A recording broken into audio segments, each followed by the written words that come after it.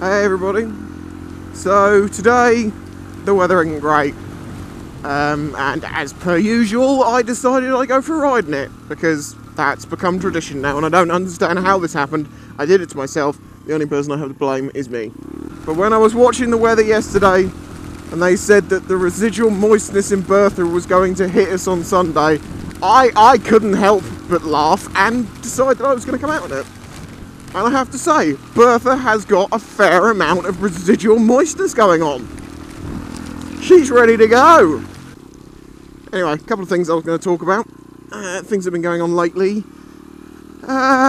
Just done an oil change on Jessie, just to be nice to her. And while I was doing that, I thought I'd give the bike a quick check over, and part of that was checking the brake pads, because I do check that regularly, because before now, in the past, once, I didn't realise how low they were getting, and I ended up with pads like these.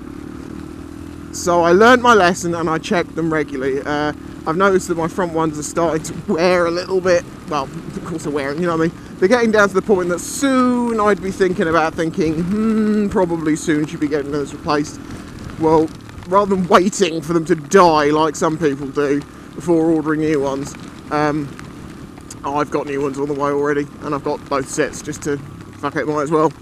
But there's something worth mentioning. I know people have said to me about how, oh, my brake pads are running out, but I've got them on order now, and I'm like, okay, so what, you've got like no pad left? Oh, very little, it's basically on the metal.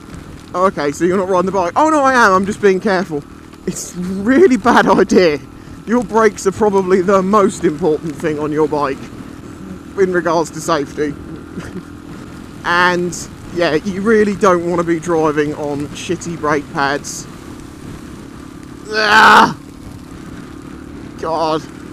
I saw a thing on Traffic Cops a few months back or something, I can't remember now, of a guy who, it was a crash, fatal bike crash. The bike itself, they looked at it, had basically no brake pad left, it was all down to the metal, and in his bag, a new set of brake pads. He crashed on the way home from buying new brake pads. Good example of why you don't want to be riding with shit brakes. Why do I do this to do this to myself every time? I'm like, oh, horrible weather, must go and make a vlog. Some kind of fucking insanity. Where is road? Where is river? I can't tell because Bertha's moist. The wind's only about 4.7, 4.8, so it's not that bad. Compared to what I have ridden in, I can deal with this. Oh, let's get a little bit shelter for a second. Yeah, it really did make me laugh yesterday when they were going on about residual moistness in Bertha. I was just like, oh, fucking hell. And I was thinking, there's a lot of girls out there who don't like the word moist. I'm sure plenty of guys out there are like, yeah, I know exactly what you're talking about. There's plenty of girls out there who don't like the word moist. They get real funny about it. Why? When I doubt I'm going to have many to ask here, although my percentage of girls to men in my subs has gone up quite considerably in recent years. Well, months, not years. I've only been going for 2.5 years. If any of you are watching, what's with the word moist? What's wrong with it? Why is it any different from soggy, damp, saturated, clammy? What's the day today? Sunday. Had it been glorious sunshine and summery weather, thousands and thousands of people down here. Rain, every single one of these people is local, I guarantee you. And they're all driving 4x4s, which I don't quite understand. Is this like a thing like, oh my god, it's raining, let's get the 4x4 out, actually get it out in its stride, use it for what it's supposed to do. Hardcore. I was driving in 4 inches of water. It was almost over my alloys. Insane! Oh my god, they've oiled it.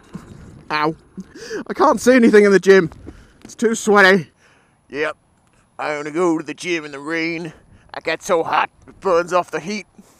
Yeah. Isn't this, there used to be like a prison torture thing like this. It was like 20,000 turns. Come on, turn of the screw, that's it. Because it made it harder. Is that right?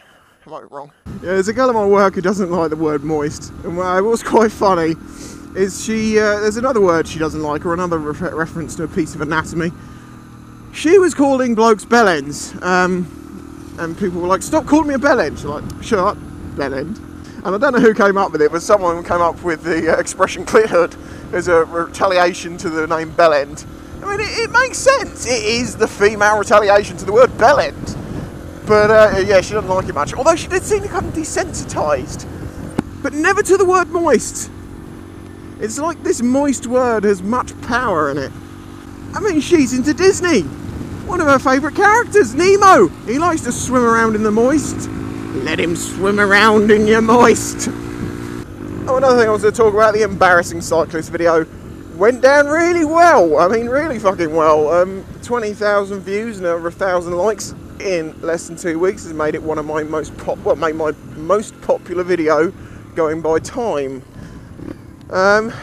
Interesting that the outcome of said video is most people think that it's because I'm riding a 125 and riding slowly, opposed to the actual truth of it, which is when I tried to catch up I was in second, I think, and I didn't change up a gear and carry on chasing past him because there's a blind corner from the point he overtook me to the point I overtook him, and it's called safe riding. And when there's cycling events going on in the area, narrow roads, horses, cars you can't see, you don't go blasting past cyclists just to try and prove a point.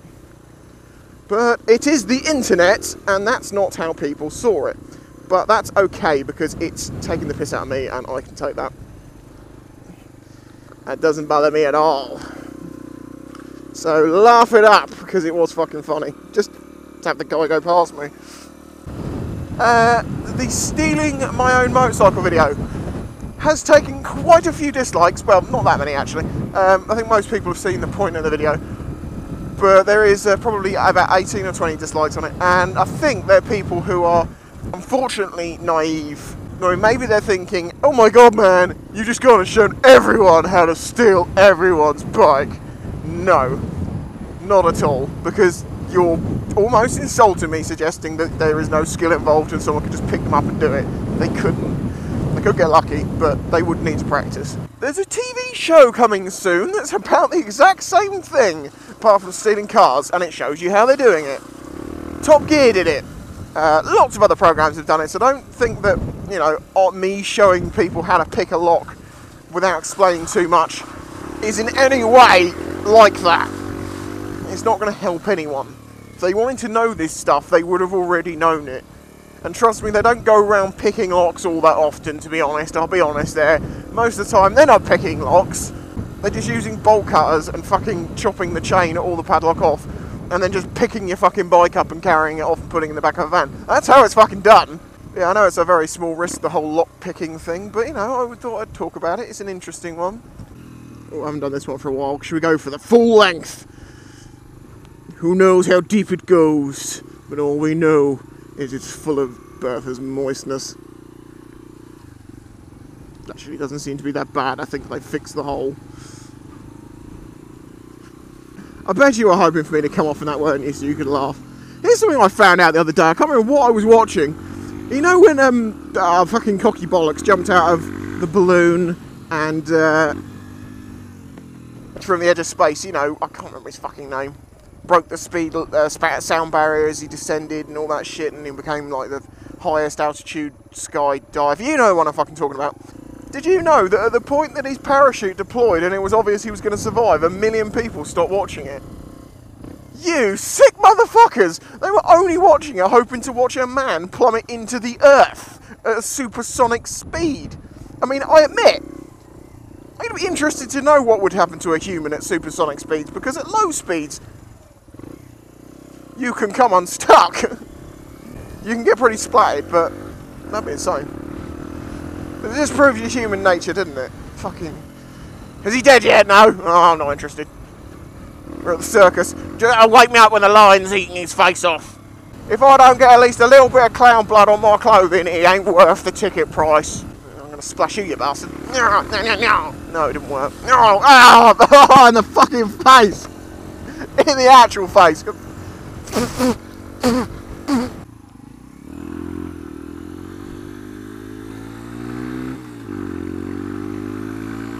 I don't think so, bitch. That's not what you do. I'm sorry. I do love their looks when they know they are wrong. And they're like, "Ow." Like a school child. I'm sorry. I'm I'm so terribly sorry. I thought I could jump in front of you, but I couldn't. I just hope she comes in Tesco's with me now so I can walk past her and go, cover her in fucking water. By the way, this place can get the award for the slippiest car park on earth. Need I say any more? Let's just turn it around. Not particularly difficult here. Yeah, there's fucking oil everywhere. Go on, you bastards, get off my island. Fuck off, go on. Just seeing these caravan people off. Yeah, get off. Nah. Rapido off. Yeah, fucking grockhole.